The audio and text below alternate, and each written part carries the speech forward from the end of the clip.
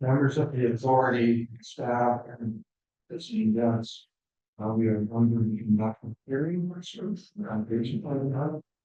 I will call the hearing to order and begin by asking from the authority a motion that the law shall patient hearing board of directors is now set at a hearing. We've got Jim Palmer, will be favor. Motion's carried. We now city has a hearing board. We want to remind everyone that the meeting is being recorded.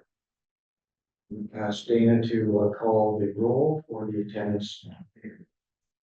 Shelley Ann Bentley, Dave Barris, Present. Doug Brenton, Present. Robert Chambers, Present. Mike Columbus, Present. Thomas Shelley, Present. Jim Palmer, Present. Stuart Patterson, not here, Chris Van Passen, Here. Rainey Weisler, present, Henry. Here. And just a reminder, if a board member does arrive during the proceedings, he or she will not be allowed to take part in the hearing because he must be started to participate in the hearing. There is a provision for the declaration of your interest in board members. Seeing none.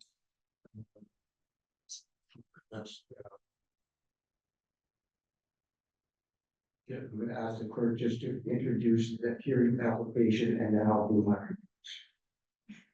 The application, Go to this first part. yes.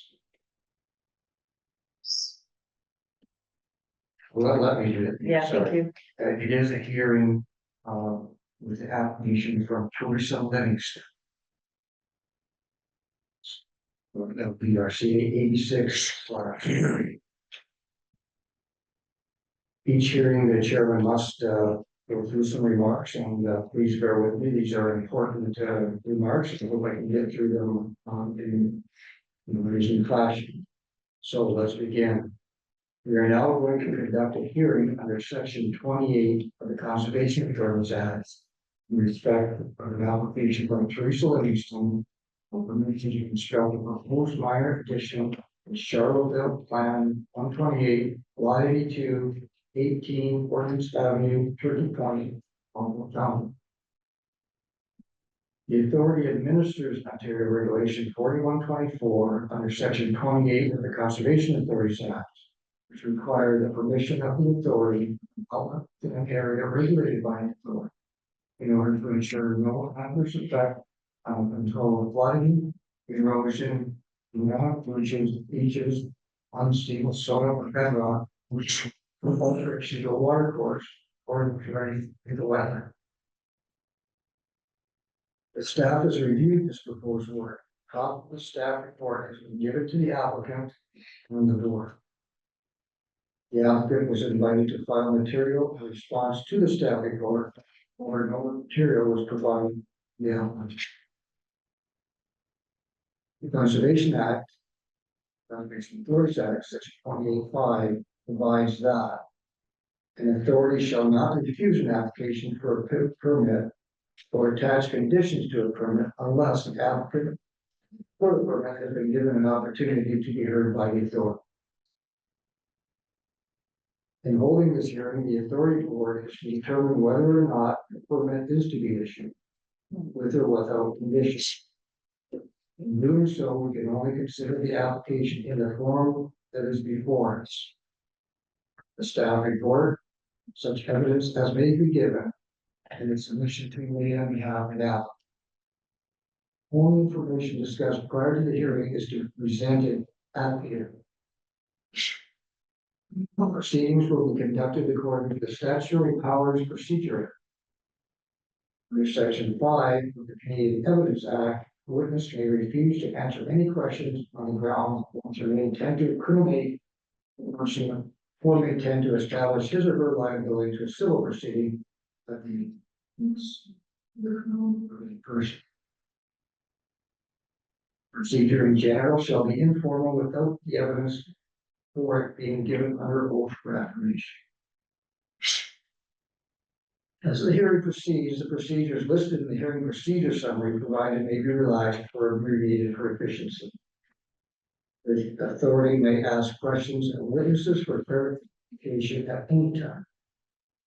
If the applicant has any questions, as a hearing board or the authority of the building, must be directed through the chair.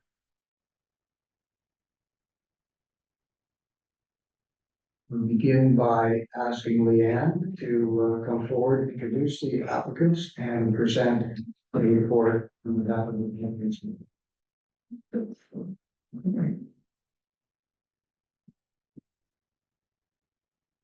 As Leanne is approaching the microphone, gentle reminders of the one of the hearing board, please hold your questions until the end of the presentation, and then you'll be allowed to have questions of clarification.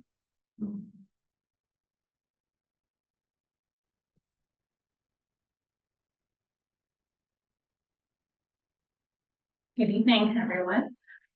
So as we discussed, we are here for a hearing for application for LPRCA permit 8624. The applicant is Teresa Livingston, who is here this evening, and Jerry Livingston is here as well. And there's a number of other people are here. And I'll just ask whoever comes up to speak, just introduce yourself. So the application before us is to construct a minor addition to an approved vacation home. Teresa Livingston has applied to LPRCA under Ontario Regulation 4124, the construction of a minor addition to an approved vacation house, Turkey Point. Staff are unable to recommend approval of this application, and therefore we are here at a hearing. The subject lands. So the subject lands are known municipally as 18 Ordnance Avenue and Turkey Point. There is a map on the left side that shows a general area. You're familiar with Turkey Point, whereabouts in Turkey Point the property is located. And then the other photo is just a super close-up version of the property. The approximate boundary outline is outlined in yellow. The subject lands historically contained a one-story detached seasonal dwelling and a detached one-story garage, which is located. The structures have been since demolished. The site is generally surrounded by other seasonal dwellings. To the east of the lands are Lake Erie and the associated beach. Ordnance Ave runs on an angle to the west of the property, and there's a seasonal dwelling located to the north. There's a little bit of background to this file. I just wanted to provide a bit of an update of kind of how we got here today. This is all in your staff report. I'll just go through it briefly. So last year, on March 13th, 2023, LPRCA staff issued a permit for the reconstruction of a seasonal dwelling in the same general location as the previous seasonal dwelling. The design included an attached garage, a 3-story residential structure with an open covered deck extending lakeward. Throughout 2023 and 2024, there were some modifications that were made to the design of the structure, and then needed to enlarge the septic system when identified, and a subsequent permit application was submitted. The approved open deck was to be habitable space on the main floor, and the approved second-story balcony was to be partially converted into habitable space. The applicant, LPRCA staff indicated that we cannot support the extension of habitable space lakeward, so towards Lake Erie. The application was then modified to include interior design alterations to the residential structure, reinstate the previous open deck on the main floor and on the second floor, and the revision to the septic system. A revised permit was issued for this design. And on April 29th of this year, a permit application was submitted to LPRCA to enclose the covered deck on the main floor and to partially enclose second-story open balcony. And this is the application that is subject to the hearing tonight. So the area regulated, the slide here shows the areas that are regulated under Ontario Regulation 4124. At this location, it's difficult to see because it's such a large regulated area, but in yellow there, you can see 18 Ordnance Ave. And as you zoom out, you can see all of Turkey Point and the extent of the regulation boundary. Just for everyone's information, I did include that the layer provincially significant wetlands, just to show you kind of, if you're not familiar with Turkey Point, this is what it looks like. The lands are subject to the shoreline flooding hazard. So for this application, the shoreline flooding hazard defines the limit of the regulated area, which includes the 100-year lake level and an allowance for uprush and a 15-year allowance on top of lands. The property also shows that it's also prone to the dynamic beach hazard as well. So this is kind of a general graphic that shows what the dynamic beach hazard and the regulated shoreline associated with that. And this is kind of a standard picture of what that hazard looks like if there's no coastal section to complete it. Again, a little bit zoomed in of the area where 18 Ordnance Ave is located. The dynamic beach hazard at this location was identified in the Norfolk County Lake Erie Hazard Mapping and Assessment completed by Baird and Associates in 2020 for LPRCA. For this location, the dynamic beach hazard has been mapped in accordance with the MNRF technical guides, has a greater of 30 meters for the back lower side of the first dune. A dynamic beach is where accumulated unconsolidated sediment continuously moves as a result of naturally occurring processes associated with wind, water, and changes in the rate of sediment supply. The dynamic beach line at this location follows the lakeward side of the current structures and is highlighted in yellow on this air photo.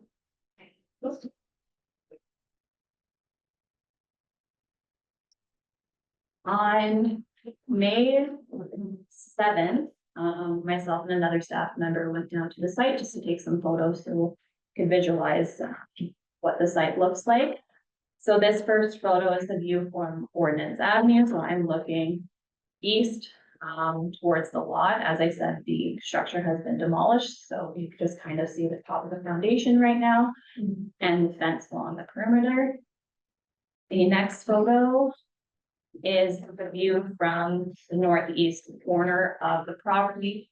So as I'm taking the picture, I have the lake behind me and the beach behind me. So this is just showing you, you're looking from the beach and the lake. This is what the site currently looks like. As I said, the structure has been demolished and the foundation has been poured. The front area of that photo is where the applicant is proposing the extension of that habitable space lakeward. As I step back, this is the view from the beach towards the west. So as you can see, there's a neighbor to the north who is right here, and then the property on the left here. Step back further. Again, difficult to take pictures, but try to do our best here. So the view from, I'm probably halfway to the beach and just looking west towards the subject lands and then also the property to the north. So the day we were out, which I said was May 7th, staff with help of one of the landowners helped us measure from the corner of the proposed addition to the edge of the lake. So it is currently, right now, it's 212 feet or 64 meters.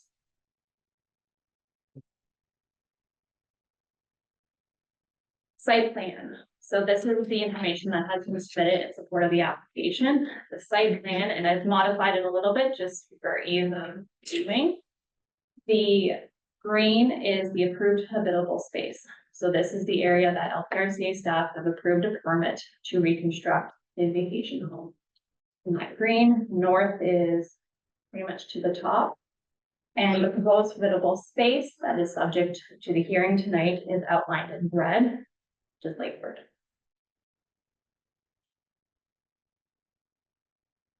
Structural components and size. So the chart above is also in your document as well, just for ease of reading. The chart above shows the structural components approved in green and the proposed changes in orange. So as I've said, we have a structure that's been approved for a ground floor covered deck. Now that is being asked to change to extend the great room, lakeboard, and enclose the approved covered deck. I'm just trying to show the best I can about what's been approved and what's the proposed changes with sizes associated with that. The second floor, there's an approved open balcony, and the proposed change is to extend the master bedroom lakeboard and to reduce the size of that open balcony.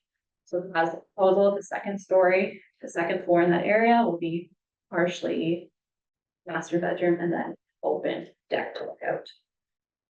If approved, the available space would extend into the great room where it is currently the approved main floor. Deck is located, and then the master bedroom to be extended lakeboard.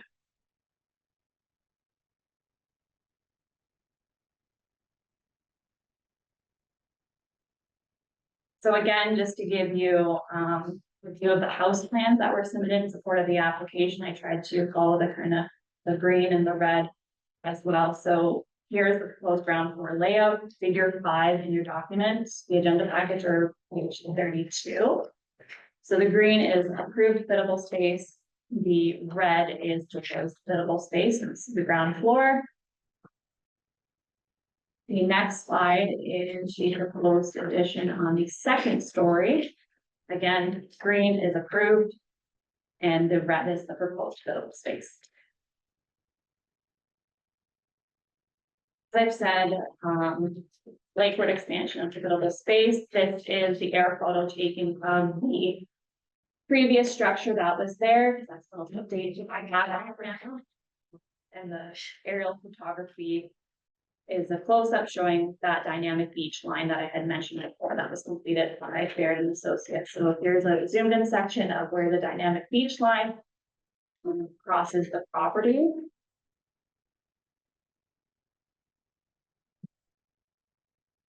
So now we get into policy.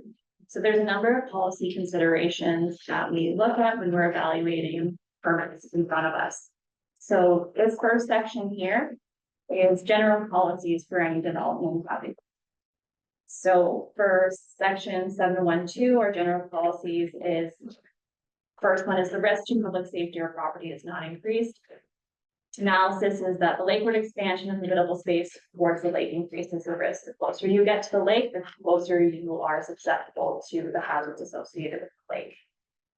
For B, by proposing lakeward expansion, the structure will be at greater risk to natural processes of Lake Erie, increasing the susceptibility to additional risk and may impact the beach processes. And I've also put on the side here, either a red X or a green check mark. So in staff's opinion, whether or not that policy consideration is being met by this proposal. For C, there are no adverse impacts on the natural shoreline processes of Lake Erie. There's a dynamic beach that has been shown to be here, and the development within that dynamic beach may impact the natural dynamic beach processes. A lot of the policy documentation that we receive is to maintain as much distance as you can from the dynamic beach hazards, because there's an ongoing hazard there. In K is the control of flooding, erosion, dynamic beaches, or unstable soil or bedrock is not adversely affected. Staff's analysis of this is that, in our opinion, the control of flooding and dynamic beaches are adversely impacted by the development. Here we get into policies directly about the Lake Erie shoreline flood hazard. So one of the policy considerations is proposed development is located in an area of least and acceptable risk. In staff's opinion, the proposed enclosure of a non-biddable space into biddable space is not in an area of least and acceptable risk. Proposal is extending habitable space lakeward and into the dynamic beach hazard. B is floodproofing standards as shown by LPRCA are met. So in our opinion, the structure is considered to be floodproof, so it meets that policy requirement. The next slide is a continuation of those policies. So there's no basement or crawl spaces proposed, so this meets the policy for this area. The section, the structure has also been designed to withstand hydrostatic forces as well, so it meets this policy consideration. Then this section of the policy 843 is specific about minor additions in the Lake Erie flood hazard. So generally we want to see additions that are 50% or less of this original habitable floor space up to a maximum of 50 square meters or 540 square feet. The proposed addition is 299 square feet or 27.8 square meters greater than the approved redevelopment structure. So we agree it is a minor addition that's being proposed. Policy B, the addition is no closer to the lake than the existing building or structure. As I've said, the addition is lakeward than what has previously been approved.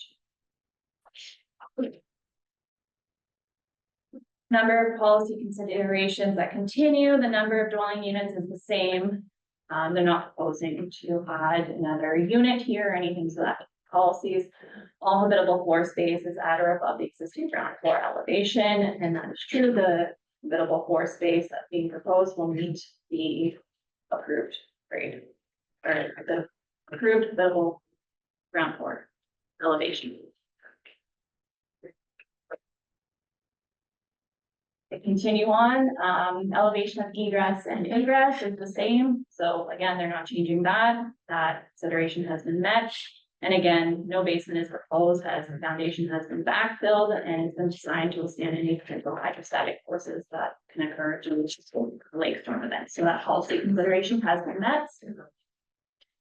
In summary, staff cannot recommend approval of the proposed structure as is with the expansion of the habitable space into the dynamic beach hazard and lakeward. A new hazard is being created by expanding habitable space into the dynamic beach hazard. The overall guidance and intent of our policies are to minimize potential risk to life and property during natural hazard events. And therefore, on the last slide is our recommendation that the board of directors refuse to issue a permit for the reasons I've already noted in the staff report and on.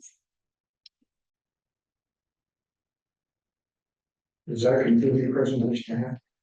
Thank you, Leanne. Just to make note, the applicant will have an opportunity to ask the staff questions, some in the hearing, but later in the hearing. But at this time, as Leanne is that on members of the hearing board, without offering opinion or getting into debate, do you have any questions or clarification on without names? Dear. Thank you, Mr. Chair, through you to Leanne or any staff member. So is the primary concern the to life property, or is the primary concern that the proposed addition is going to inflict damage upon the? So I can't say one outweighs the other. They're both concerns of, I would put equal to. Are there any other clarification questions from the board? Then, thank you, Leanne. We'll be able to assist perhaps questions of the applicant at their appropriate time. But at this time, I'm going to ask the applicant to come forward. The spokespersons can identify themselves and introduce those who have not been introduced. And this is your opportunity to your view of the applicant. Thank you, Mr. Chair, and through you, my name is Nathan Colomea. I am the lawyer for the owner applicant Tracy Livingston. I'm joined by David Pearson, my co-agent for this evening. And we're also joined by our technical team, our engineer Ed Gomez, our architectural designer Tony Wall, owner Mrs. Livingston, and our husband Jerry Livingston. And if you're thank you. So for you, you have a staff recommendation for refusal. And you'd be correct to wager that we are asking this evening that you approve the application. The staff have identified 3 reasons for their recommendation for refusal. The proposal firstly is contrary to LPRCA policies for development in the Lake Erie flood hazard and dynamic beach area, which have been implemented to reduce or eliminate preventable risk to life and property damage from flooding. Secondly, the control of flooding is affected as the overall risk of property damage is increased, and control of dynamic beach is affected as the development creates a new hazard and the overall risk to property is increased. So it's important to keep in mind the context for this, this particular permit application. It's a minor addition. So staff, as you've heard, the permit for the home itself, it was approved. And of course, there was the subsequent permit that was also approved. And so staff's first 2 reasons highlight their concern for flooding. And unfortunately, they haven't provided any evidence that the minor addition will cause the structure to be at a significantly greater risk of flooding than the already approved dwelling. In fact, staff's own slides that you've already seen confirm that the structure is considered to be flood-proof. And that, I believe, is page 54 in your agenda package, if I have the same numbering as yours.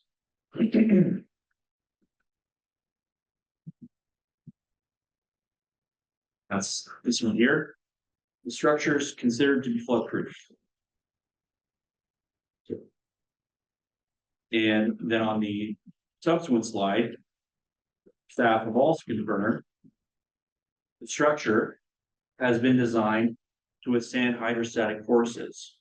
So flooding actually isn't a concern. And staff have also not shown how the minor addition will create a new hazard for the already approved dwelling. So and as you saw from the picture of the site, so even from halfway, the beach is a ways away from the home. And so if you double that, and if you include the measurement, we're talking over 200 feet from the waterfront. This is not something like, as I'm sure you've seen before in some of these hearings or in applications for you, where the water is right there. Okay. This is a big beach. The edge of the dwelling is, even with the minor addition proposed, is nowhere near the waterfront. Calling the area a dynamic beach doesn't in fact make it a hazard. So sure, it's true, the minor addition will put the structure slightly closer to the lakefront, but that's exactly it. It's a minor addition to an approved dwelling. If there was really a concern as to life, property damage, and everything else, there shouldn't have been an approval of the in the first place. With the permit on its own, the owners can stand in the exact spot, they can enjoy that same area. So to say that just because we're enclosing it now, that somehow there's magically an additional risk of health or property damages, it just doesn't logically follow. And so staff's concerns regarding potential flooding in the dynamic beach are not at all proportionate or just logically consistent with the realities of the site. The minor addition is appropriate for the property, and we ask that the application be approved. And I'll let my friend here continue on.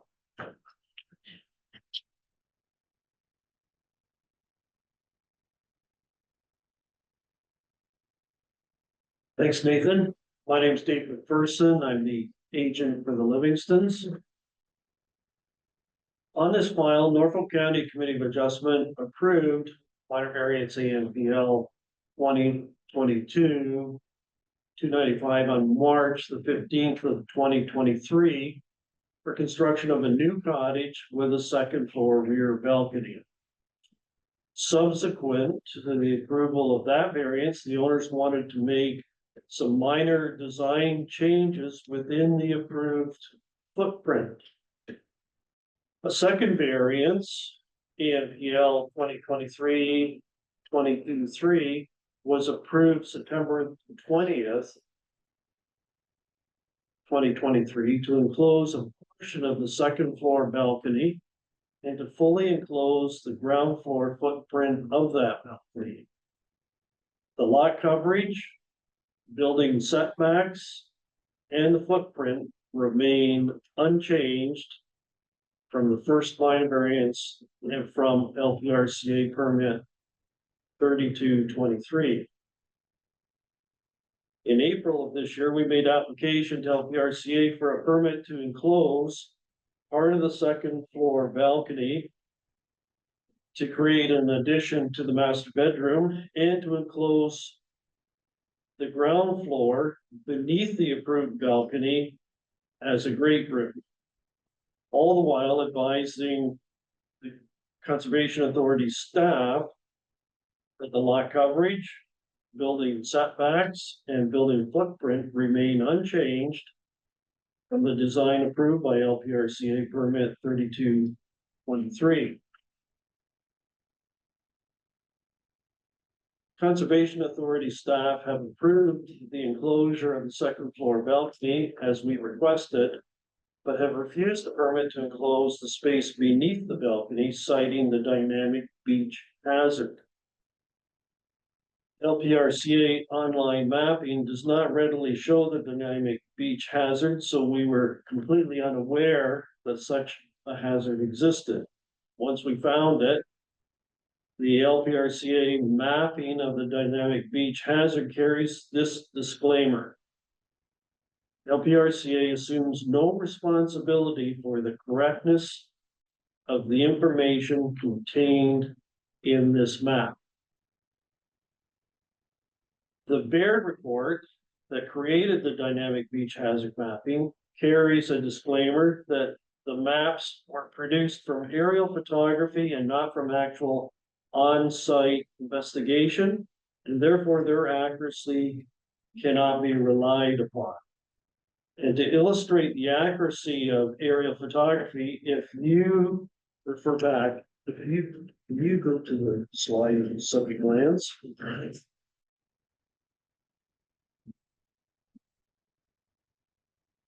In the Olds report.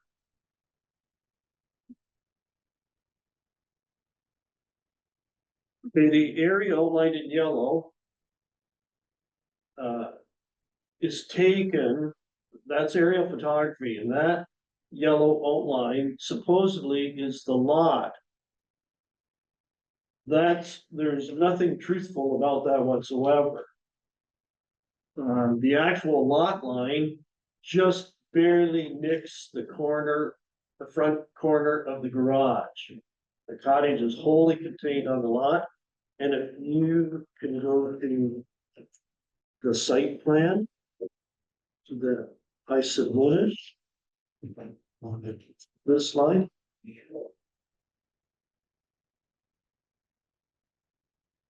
Okay, that's the site plan I submitted. And that shows clearly the cottage is wholly contained on the property and only the very front corner of the garage touches the property line. And that is about a 1.5 foot triangle that touches the property line. So that just shows you the inaccuracy of aerial photography. And that's why those disclaimers are on LPRCA mapping and contained within the Baird report. The Baird report also states that, and this is a direct quote, it should be recognized that the dynamic beach hazard is designed to provide a minimum landward limit, which can be easily interpreted, mapped, and staked in the field in the absence of more detailed studies. When I asked our surveyors, Jewett and Dixon from Simcoe, to plot the dynamic beach hazard line on the Livingston site plan, they responded that they were unable to do so because there is no starting reference point whatsoever. And if you look at the dynamic beach line, you have that slide.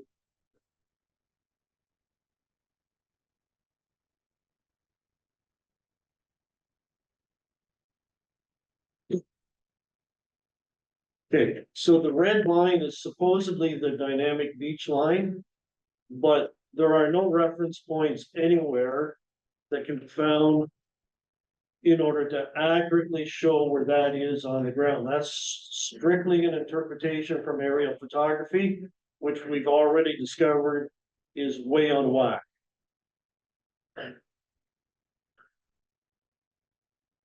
Livingston Cottage, you've already heard, is some 200 feet from the water's edge, so it's nowhere near the actual water. The rear wall of the proposed great room is 75 plus feet from the toe of slope of the nearest dune on the beach. The top of foundation existing is at elevation 177.58 meters above sea level, which is 2.5 feet above the 100-year flood elevation mandated by the authority. There's no basement, there's no crawl space at all in this cottage. The ground floor is a concrete slab on grade over a very deep foundation. The footings and foundations have been designed by a professional engineer and have been inspected and approved by Norfolk County Building Department. The proposed habitable space beneath the balcony is well above the 100-year flood level and is in fact at the same exact elevation as the balance of the ground floor habitable space. No change in grade whatsoever. So if one room is fine and above the flood elevation, how can another adjacent room be susceptible to flooding? It makes no sense in our view. Our contention is that the enclosure of the space beneath the approved balcony poses no increase in hazard. In fact, the flood hazard has been mitigated by the owners voluntarily raising the ground floor elevation 2.5 feet above the mandated flood elevation. In preparing for tonight, I reviewed the 5 stages of flooding along Lake Erie shoreline found on Norfolk County's GIS mapping system. A stage 5 flood, the most severe, is pegged at 176.5 meters. The Livingston floor elevation is 3.5 feet above that. I also searched online for today's current water level of Lake Erie. The current water level is 4.5 meters lower than the Livingston ground floor elevation in this room. That's 15 feet for anybody that's over 40. So that is a 15-foot flood, which is well beyond the 100-year limit. According to measurements provided to the owner by Conservation Authority staff, the rear wall of the Livingston Cottage is 15 feet, excuse me, within the dynamic beach hazard. We are asking for relief of 15 feet of dynamic beach hazard setback. That setback, we've already established, cannot be accurately measured by an Ontario land surveyor. Our contention is that given the distance from the water's edge, the height of the floor above the flood level, asking for 15 feet of relief from a setback line that's difficult to measure, I very respectfully suggest it's relatively high. We are respectfully asking that the board see this the same way we do. We believe that we have mitigated the hazards posed by the lake, and we are respectfully asking you to approve this minor relief in dynamic beach setback. Thank you for your consideration. I'm here for any questions. Does that conclude your presentation? It does, sir. And for you, Mr. Chair, subject to any questions as well, we also have Mr. Wall available and the engineer, Mr. Dillon, is available for questions. Okay, we'll get to questions of staff to you and new staff in a minute, but at this point, with regard to your presentation, hearing members, this is an opportunity to ask questions of clarification. They'll offer an opinion and without we move into debate. Are there any questions that you have for the applicant regard to the presentation that they just made? Peter. And thank you, Mr. Chair. On page 47 of your agenda for tonight's hearing, you've got the site plan there.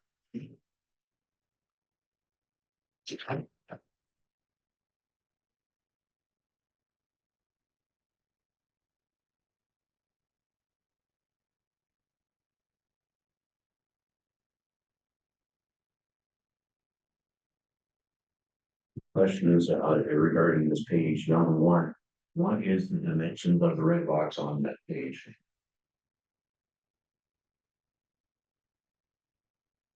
I'm well over 40, 50 and 60, so my eyes can't read this. I didn't bring my glasses with me. I can't tell you the answer to that. Oh, Mr. Livingston has it. I can help you a little bit. Where the square box is right here. If you could come to the podium so you can all see the answer to the question. Okay. If you look at the square box that's up in front. He's asking. Yeah. If you look at this square box right here, you and I measured the other day 16 feet this way. And I think it's about, I'm roughly guessing about another 16 feet wide. I think it's 17 wide and 16 this way. Okay, the dimensions are, can you call that? The dimensions are on. Again, we're looking at approximately 17 by 16. You can hear, does that? That's helpful, yeah. On page 49 there, you have dimensions, I can't read it. So 32 meters. Let's go to your next question, Peter, while we have a magnifying glass to find the exact, if that's required. Yeah, so this- 16 by 17 according to the act. You have another question? So my next question regarding this site plan. In the current application that was approved, so a green box I presume. Then the red box on page 47 or 49, whichever you prefer. Was approved as an open structure. That's correct. Initially, it was approved as a second story balcony with a patio underneath. Then subsequent to that approval, the Livingstons want to enclose it rather than just have an open patio underneath. But the footprint is identical to that. The footprint is unchanged completely. The setbacks are unchanged and the percent of lot coverage is unchanged.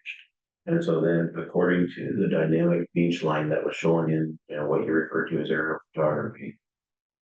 The entirety of the red box is encroaching on that space, am I correct? On the dynamic beach. I can't say, that's disputable. That line for the dynamic beach, there's no way of accurately determining that on the ground. I understand that. The Baird report says that, the Conservation Authority mapping says that. There's no way at all of determining exactly where that is. You did say in your presentation that you estimate the encroachment to be about 15 feet. Based on the whatever day in May it was that Leanne and another staff member attended the site and spoke with the Livingstons.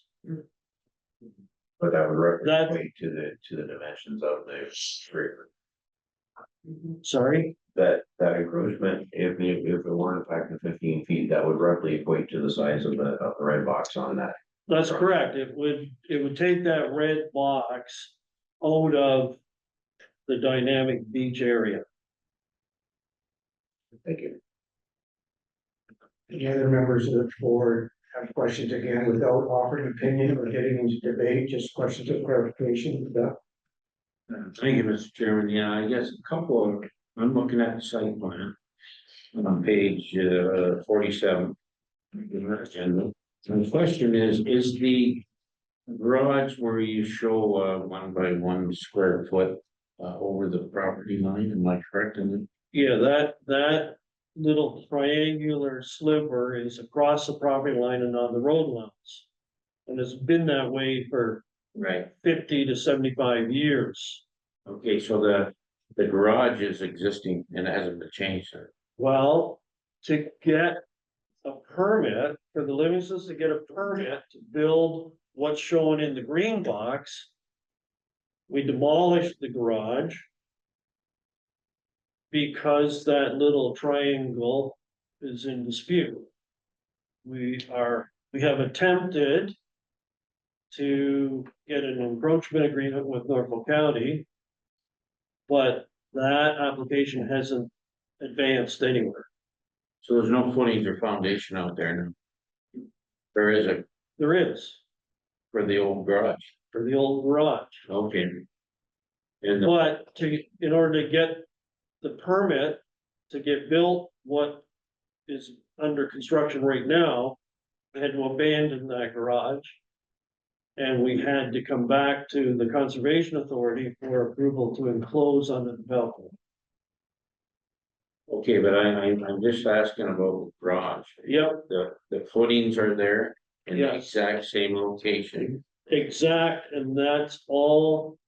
This survey is an as-built survey. Gotcha. So So Jim and Dixon have been on site. Right. This is all 100% accurate. so the garage footings and foundation will still be encroaching on the roadhouse. If we can get that approved by Norfolk. Right, but the way it shows here is Correct. okay. One last question is the red square on this drawing and the green square, they haven't changed, No, correct? correct. And it's just a case of a closure of the Yes, facility, correct? correct. Thank you. And at one point, that red square was approved as a balcony. We're just trying to enclose what's underneath of it. Yes. Nothing has changed as far as footprint, size, setback, lot coverage, nothing. Thank you. Are there any final questions of the applicant from the board members? While the applicant is at the podium, do the staff at LPRCA have any questions for the applicant at this time? No, I have no questions. You're at the podium. Do you have any questions of the staff? No, I don't. Then I guess I can, excuse you, you can, Yes, please. Thank you, Mr. Chair. say so in the gallery. Thanks, Norm. Speaking to the board members, we have heard from the staff and we've heard from the applicant. We've had questions for that have forward to the applicant and staff. Are there any final questions? Prior to going into the discussion on the application that members have of staff this time. The garage, yeah. Peter. Thank you, Mr. Chair. What are the dangers to the beach? I'm gonna start there, July.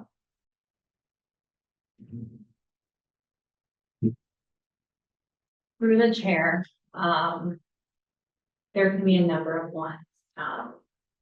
The whole thing with the dynamic beach, it's dependent on the movement of the water, the movement of the sediment.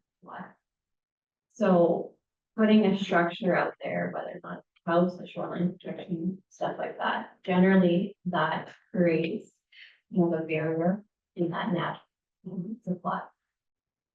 In general, we have seen areas, so right now, when we went to go measure, we had 200 and some feet. There are some times in the past that there's less. So the hazard of the dynamic beach is that it's always fluid. Come and go, recede or creep. So placing a structure in there in general is just not advised, because if that beach comes and goes, the water in theory could be right up to it. The whole place is within flood hazard, so that risk of flood waters entering is consistent with what we did before. What we look at is all of the above and also kind of that lakeward expansion and expanding in that dynamic beach hazard and interrupting those processes. And in turn, the soil could not be. I'm not saying that might happen here. That's the general. Why we try to keep it all outside. Beach coast. Yeah, my question was more general in nature, I'm gonna try and understand. How the neighborhood beach works, what they need to. Thank you. No, the clarification. For me, and I'm not sure who answers this, but the elevation. Is 174 meters, am I correct? Of the flood that we established as a flood elevation, is that right? 174? Yeah. So, there's a few different elevations, so 100-year storm event. The flood elevation is 1.65, 176. and that's the instantaneous, so that is without waves. It's 176. Okay, and did I hear correctly that the foundation is 2.5 feet above that? Or in addition? It is, so it is above, so we've determined that, yes, it is above. Okay, Have it right here, so it is. One. Did you read it? 170, thank you, Judy, 177.5. So it's right there. thank you. Okay, hearing members, we've heard from the applicant. Did you have a question, Jim? Yes. With the concept of a dynamic beach. Be more important on the curve, the beach, rather, I'm guessing that this beach is regularly straight. Is that true? It predominantly runs north to south. But it's straight, it's not, There is a little curve. I couldn't tell you what the angle of that curve is without looking at the photo right now. But because the inner bay. It's on the outside of the Turkey kind of basically runs north to south, but there is a slight curve. In the beach. It's not that, because if you look at the whole picture of it, there is a slight curve. Like that, it's. In the section. I can't see that it would make much of a difference. Again, we're not getting into debate at this point, Jim. We've got to ask questions and we're going to go into discussion. Thank you. Ask questions. And I think we're at that point now. The Victim Authorities Act allows us to deliberate in closed session. Members of the board, when someone wrote that the LPRCA jury board, now in the closed session to discuss litigation or potential litigation, including that before administrative tribunals, affecting the this is with regard to the litigation. Moved by Michael, seconded by Rainey. All those in favor? Motion is carried. That means we will go into a closed session to deliberate. We will have an answer. Don't go away, and we're at the point where we can invite you back. Application that we'll call the Livingston application has been reviewed and discussed at our deliberations. We'd like to advise the applicants that the request has been approved. You can carry on to discuss the with the staff. Please contact them in the morning, grant your convenience, but the application or the hearing board deems the application to be. Thank you very much, sir.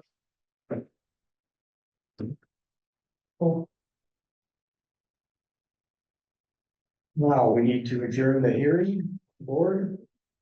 Moved by Jim, seconded by Doug. Rainey. Sorry, get that. Sorry. Just say, you're blending in, you're sure. Moved by. The move seconded by, I think it was Jim Efraini, that we, adjourn the hearing board. All those in favor?